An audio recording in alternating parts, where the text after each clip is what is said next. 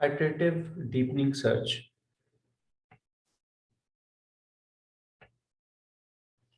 In iterative deepening search, the basic idea is to perform depth first search up to depth L. So basically जो है इसके अंदर भी हम depth first search perform करते हैं. वी हैव ऑलरेडी डिस्कस्ड कि डेप्थ फर्स्ट सर्च जो है ये उस ट्री को गिवन ट्री को सर्च करता है. सबसे पहले एक पर्टिकुलर पाथ लेता है, एक पर्टिकुलर ब्रांच को उसके डेड एंड तक सर्च करेगा. उसके बाद उससे जो नेक्स्ट एडजेसेंट ब्रांच होता है उस ब्रांच को सर्च करता है.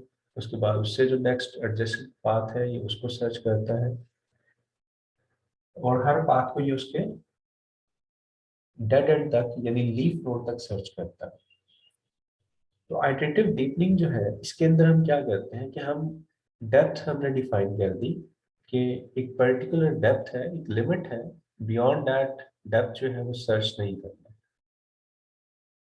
सो एल जो है this value defines that up to which depth we will perform the search. तो ये हमारे पास है वो लिमिट वैल्यू है. So what we do that we increase depth L until goal is found. तो हम जो है अपनी इस डेप्थ को अगर तो हमें इस जहाँ से हमने स्टार्ट किया इनिशियली जो है फॉर एग्जांपल से हमने डेप्थ जो है वो जीरो रखी है कि हम डेप्थ जीरो तक सर्च करें. तो अगर हमें डेप्थ जीरो का सोल्यूशन मिल जाता है तो ठीक है, we will stop the search process. Otherwise भी हम क्या करते हैं कि हम डेप्थ लिमिट को इंक्रीज कर देते हैं बाय सम फैक्टर.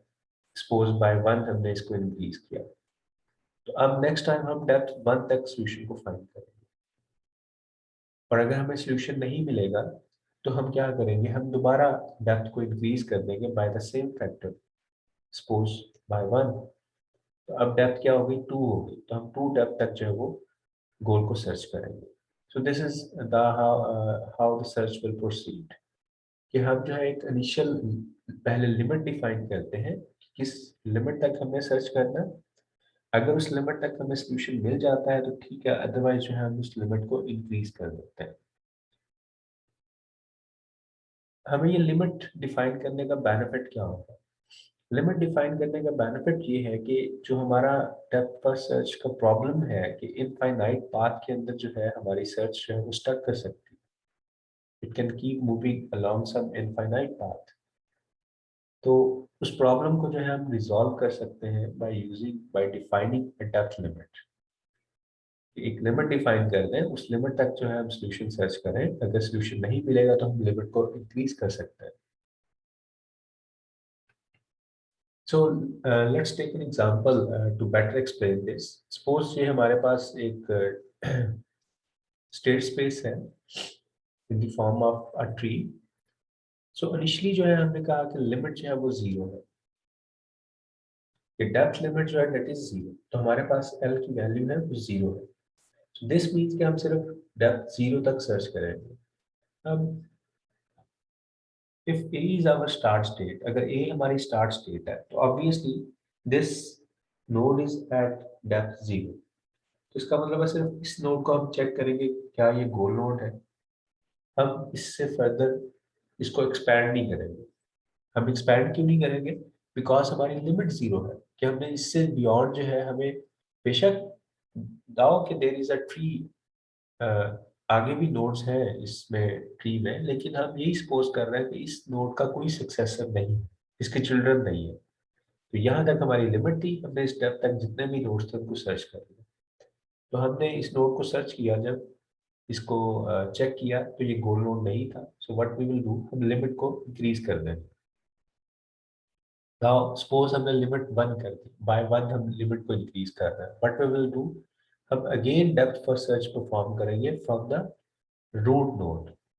रिमेंबर हमने डेप्थ दोबारा से जो सर्च परफॉर्म करनी है डेप्थ फर्स्ट सर्च, वो अगेन रूट नोड से परफॉर्म करेंगे. ये नहीं करेंगे कि जहां से हमने छोड़ा था वहां से उसको नेक्स्ट परफॉर्म करेंगे, नहीं. We will perform it from the root node again. So we will check the root node. अगर तो ये गोल नहीं है, then we will what we will do, हम नेक्स्ट इसके सक्सेसर्स जनरेट करते हैं बी और सी। तो चूंकि डेप्थ फर्स्ट सर्च अप्लाई कर रहे हैं तो पहले हम एक पाथ लेते हैं, एक ब्रांच लेते हैं और उस पर जो नोड है उसको चेक करते हैं क्या वो गोल है। बी भी गोल नहीं है, so what we will do, हमें चाहिए तो ये था कि आगे हम इसके जो सक्सेसर्स हैं उनको जनरेट करें, लेकिन बिकॉज हमारी लिमिट 1 है सो हम बी के सक्सेसर जनरेट नहीं करेंगे। हम इस लेवल पे जो दूसरा नोड पड़ा हुआ है डेप्थ लिमिट 1 के ऊपर, दैट इज सी, हम उसको अब चेक करेंगे कि क्या सी गोल है। अगर हमने इसको भी चेक कर लिया, कंफर्म कर लिया कि ये गोल नहीं है, तो we have to increase the limit. तो नेक्स्ट टाइम जो है हमारी लिमिट जो है वो 2 हो जाएगी। अब डेप्थ लिमिट 2 तक हमने चेक कर लिया, again we will start from the root. Root से स्टार्ट किया, एक पर्टिकुलर ब्रांच लेते हैं, बिकॉज डेप्थ फॉर सर्च एक पर्टिकुलर ब्रांच पे पहले सर्च करता है। ए के हमने चाइल्ड जनरेट किए, बी और सी उनको क्यू के अंदर इंसर्ट कर दिया फ्रंटियर के अंदर। उसके बाद हमने बी को पकड़ा और बी के आगे हमने चाइल्ड जनरेट किए डी और ई। उसके बाद हम चेक करते हैं, इनको हमने क्यू में डाला, अब आगे हम डी के जो चिल्ड्रन है वो जनरेट नहीं करेंगे because we have reached our limit of 2। हमारी जो डेप्थ है वो यहाँ तक 2 है, बिकॉज रूट जो है this is at depth 0। Next जो है it is at depth 1, B और सी जो है वो डेप्थ 1 पे पड़े हुए हैं, D E F and G ये नोड्स डेप्थ 2 पे है। So we will check D कि क्या डी जो है हमारा गोल है। अगर नहीं है तो हम इसके बाद दूसरा बैक ट्रैक करेंगे और दूसरा जो एडजेसेंट पाथ है उसके ऊपर चेक करेंगे। वहां पे हमारे पास नोड ई है, उससे बियॉन्ड जो है हम नहीं जा सकते, सो हम ई को चेक करेंगे कि क्या ई जो है वो गोल है। अगर ई गोल नहीं है तो ये भी रिजेक्ट कर देंगे और वापस बैक ट्रैक करेंगे और नेक्स्ट पार्ट जो है हमारा ए टू सी उसको चेक करते हैं। उसके बाद जब सी पे आएंगे तो हम सी के आगे चिल्ड्रन जनरेट करेंगे, बिकॉज सी जो है इट इज एट डेप्थ 1। तो आगे हम इसके जो चिल्ड्रन जो है हमको जनरेट कर सकते हैं।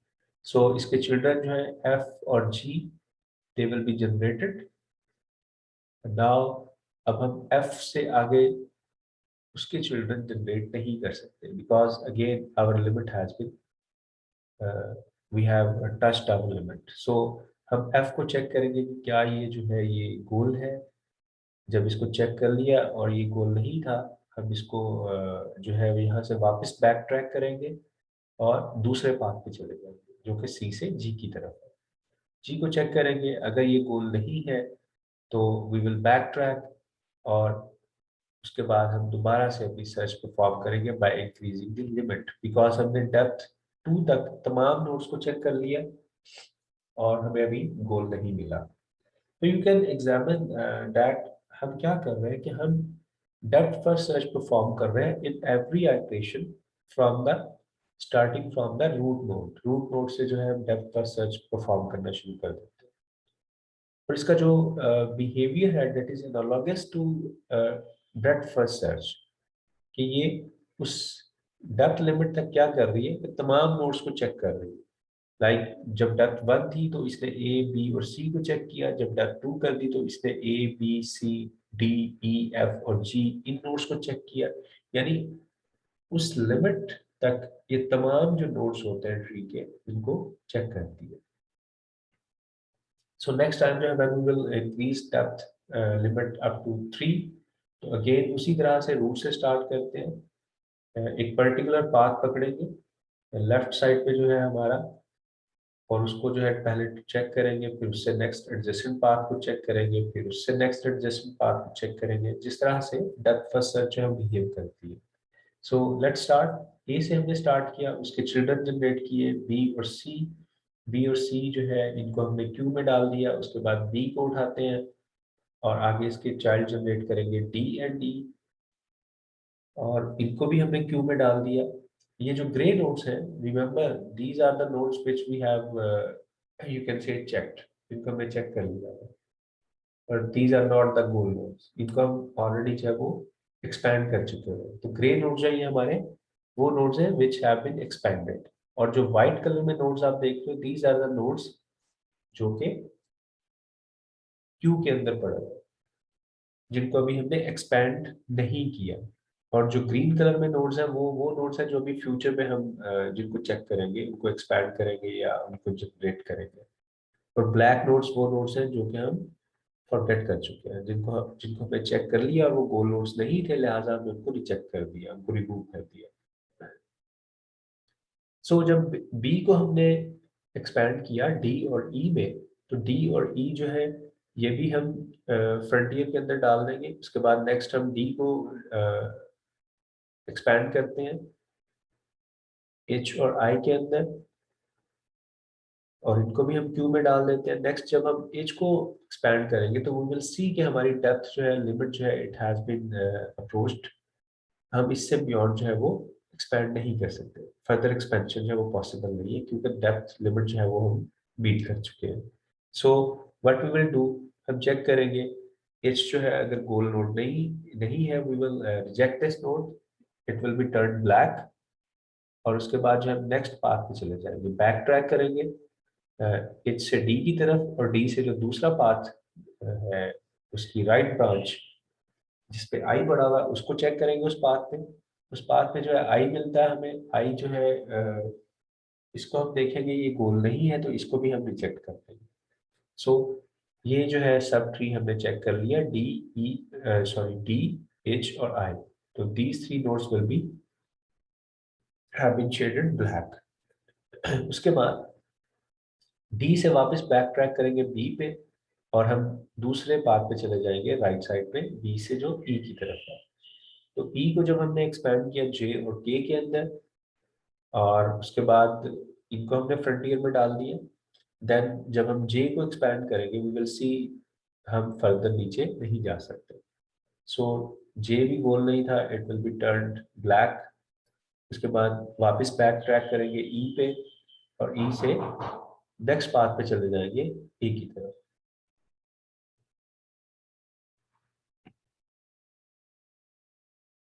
सो बी से जो है हम ए की तरफ आएंगे, इस पाथ पे ए को चेक करेंगे। अगर ए भी हमारा गोल नोड नहीं है तो हम इस सब ट्री को भी मार्क कर देंगे कि यहाँ पे हमें गोल नहीं मिला।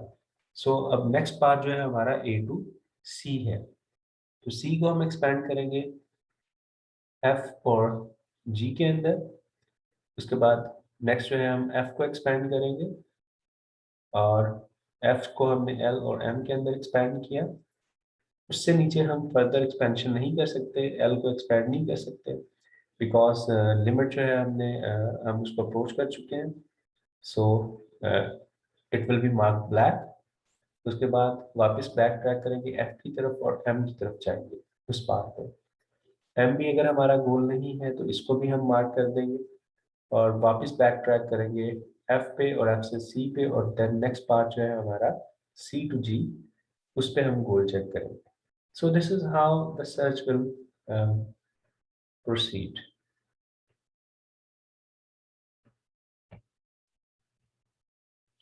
So here is the algorithm of iterative deepening search. The same algorithm है जो हम पहले already general tree search algorithm देख चुके हैं। Let frontier be a list of visited but unexpanded nodes, और L जो है ये depth limit है। Initially जो है limit is 0, and we initialize frontier with the initial state. If frontier is empty, we will increase the limit and we will move to the step number 2. यानी again limit increase करने के बाद हम क्या करते हैं, फ्रंटियर को start state के साथ, रूट के साथ इनिशियलाइज कर देते हैं। Otherwise we will extract a node n from the frontier, और अगर n गोल नोड है we will succeed, we will return success as well as the path. Otherwise जो है नेक्स्ट स्टेप में हम क्या कर रहे हैं, if the current path is smaller than the limit, sorry if the current depth is smaller than the limit, अगर हमारी करंट डेप्थ जो है लिमिट से कम है तो फिर हम n को एक्सपैंड करेंगे, and we will add all the children of n to the frontier, and we will jump back to the step number 3. So the properties of this algorithm include completeness, time complexity, space complexity, and optimality. So the first property is the algorithm complete. Will it find the solution if there is one in the state space? The answer is yes, that it will be able to find the solution. Because why it will find the solution? क्योंकि हम क्या कर रहे हैं कि हम हर iteration में अपनी डेप्थ लिमिट जो है उसको इंक्रीज करते हैं, और जितने भी उस लिमिट डेप्थ लिमिट तक नोड्स हैं उन तमाम को चेक करते हैं। तो अगर हमारा सॉल्यूशन जो है वो मौजूद है, तो बिकॉज फाइनली हम डेप्थ डी जहां पे हमारा सॉल्यूशन पड़ा होगा, we will reach that limit. हम उस लिमिट तक जाएंगे और जब हम वहां पे उस नोड को चेक करेंगे तो we will explore that our solution is there. We will find our solution is there. So yes, the algorithm is complete because it will expand all the nodes uh, until when it reaches that depth limit. जब ये उस depth limit तक पहुंचता है जहां पे हमारा solution है, तो because it will expand all the nodes, so yes, it will find the solution. तो वो जो इनफाइनाइट पाथ वाला प्रॉब्लम है जो कि डेप्थ फर्स्ट सर्च के अंदर था, वो अब हमें फेस नहीं करना पड़ेगा, बिकॉज हम लिमिट के लिहाज से जो है वो एक्सप्लोरेशन करते हैं ट्री की। तो we will not get stuck in some infinite path.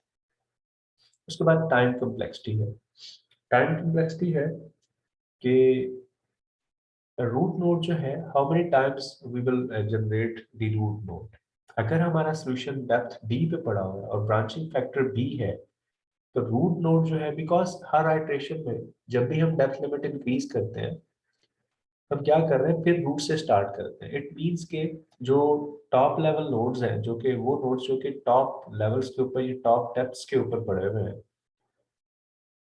वो नोड्स मल्टीपल टाइम जनरेट हो रहे हैं। अब कितनी दफा वो जनरेट हो रहे हैं, दिस इज द क्वेश्चन। सो जो रूट नोड है हमारा, it is being generated d plus one times. अगर सोल्यूशन डेप्थ d पे है तो d प्लस वन टाइम्स जो है हमारा रूट नोड जनरेट हो रहा है। और रूट से नेक्स्ट जो आगे अगर हमारा ब्रांचिंग फैक्टर b है, तो b नंबर ऑफ नोड्स, यानी नेक्स्ट लेवल पे जो लेवल वन पे या डेप्थ वन पे नोड्स पड़े हुए हैं, वो कितनी दफा जनरेट होंगे, d टाइम्स। इसी तरह डेप्थ टू पे जो नोड्स पड़े हुए हैं, विच आर b स्क्वायर, ये कितनी दफा जनरेट होंगे, d minus one times, and so on. We will add all these expressions, और जो फाइनल हमारा डेप्थ d है, वहां पे जो नोड्स पड़े होंगे, which are b raised to power d, these number of nodes are at depth d जहां पे हमारा solution है। तो these nodes will be generated only once, जब हम लास्ट आइट्रेशन में उस डेप्थ को टच करेंगे। सो इन तमाम एक्सप्रेशंस को अगर हम ऐड करें तो हमारी टाइम कम्प्लेक्सिटी जो है, we will get it which is order of b raised to the power d, and this is the same as we have seen in the breadth first search। तो ये time complexity हमारी same है। Remember, you can you might be wondering कि हम nodes जो हैं, जो top level nodes हैं, जो टॉप डेप्थ्स के ऊपर पड़े हुए हैं, डेप्थ डी डी से ऊपर ऊपर जो नोड्स हैं, वो मल्टीपल टाइम जनरेट होते हैं। यानी ये नोड्स जो है, रूट जो है D plus one time generate हुआ, ये डी टाइम जनरेट हुआ, ये जो डेप्थ टू पे पड़ा हुआ है नोड्स, वो D minus one time generate हुए। तो हम एक्स्ट्रा एफर्ट कर रहे हैं, अपना टाइम वेस्ट कर रहे हैं, कोई एक्स्ट्रा एफर्ट हमने पुट की है। तो क्या ये इसकी फिर टाइम कम्प्लेक्सिटी ज्यादा नहीं होनी चाहिए थी as compare to the breadth first search?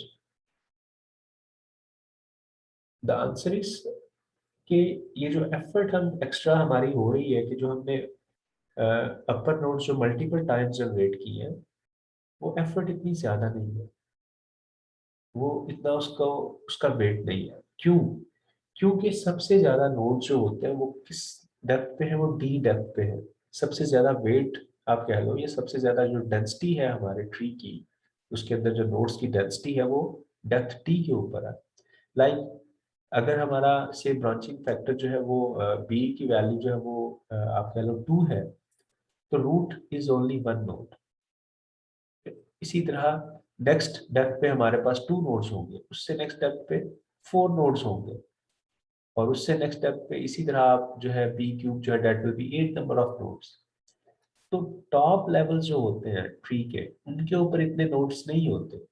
सबसे ज्यादा डेंसिटी जो है वो हमारी डेप्थ डी के ऊपर है, जहाँ पे मैक्सिमम आप कह लो कि जहाँ पे ज्यादा नंबर ऑफ नोड्स हैं as compare to these expressions, these जो है अपर लेवल नोड्स। और इसी तरह जब हमने देखा कि जब हम इस एक्सप्रेशन को ऐड करते हैं तो हमारी टाइम कम्प्लेक्सिटी जो है it is order of B raise to power D, because इसका वेट सबसे ज्यादा है कंप्यूटेशन के अंदर। सो ये जो एफर्ट हमने एक्स्ट्रा पुट की है इट डजेंट मैटर, बिकॉज वो नोट्स जो है वो उनकी तादाद इतनी ज्यादा नहीं है, उनको अगर हम बार बार भी जनरेट कर लेंगे 1 2 4 नोट्स को या 8 नोट्स को, it will not affect our time complexity in a great manner, वो निग्लिजिबल है। Okay, what about the space complexity? because it is depth first search but with some depth limit, but हम कर तो depth first search ही perform रहे हैं ना। तो depth first search की प्रॉपर्टी हमने देखा स्पेस कम्प्लेक्सिटी क्या थी, that was linear, that was order of p to t। so the same is the you can say space complexity of the iterative deepening search, because ये एक particular path को पहले check करता है, सिर्फ उस पाथ के नोड्स को स्टोर करता है, प्लस जो उस पाथ के ऊपर नोड्स के दूसरे अनएक्सपेक्टेड चिल्ड्रन होते हैं उनको स्टोर करता है। तो इसलिए इसकी स्पेस कम्प्लेक्सिटी जो है वो लीनियर है। नाउ ऑप्टिमैलिटी, क्या ये एक बेहतरीन सॉल्यूशन हमें रिटर्न करता है? The answer is no. अगर तो हमारे पास जनरल कॉस्ट फंक्शंस इस्तेमाल कर रहे हैं, हमारी जो पाथ कॉस्ट है वो फॉर एग्जांपल कांस्टेंट नहीं है, तो ये ऑप्टिमल सॉल्यूशन गारंटी नहीं करता। However, if the path cost is a non-decreasing function of depth, in that case it guarantees the optimality, ये ऑप्टिमल सॉल्यूशन रिटर्न करेगा।